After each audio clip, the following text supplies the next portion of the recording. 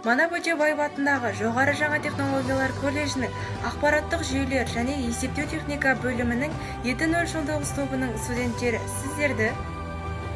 Қазақстан Республикасында болып жатқан төтенше жағдайлар кезінде бүкіл әлем дұрыс деп санаған карантин жүйесінің тәртібін сақтауға,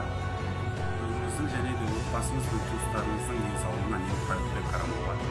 бос уақыттарыңызды кітап оқумен, спортпен, өзіңіздің бойыңыздағы өнерді қалыптастыруға, төзімді де шыдамды болуға, алда бәрінің жақсы болатыны, Аллахтың барша мұсылмандарға қорғау болатынына сенуге, Президент қабылдаған заңдарға бағынуға, қоғамдық ортаға шықпауға және қоғам талаптарын ескере отырып мойынсұнуға, әлемді қаптаған атышулы аурудан қорғауға,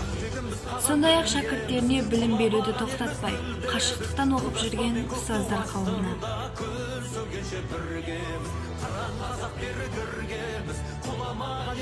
Колледжіміздің барша оқытушыларына мың алғысымызды білдіреміз. ұстаздарға мың алғыс. ел үшін, жер үшін және біз үшін өз отбасыларын тастап, басын қауіпке тігіп жүрген дәрігерлер мен құзырлы органдарға шын жүрегімізден алғысымызды айтамыз. Біз біргеміз, біз үйдеміз.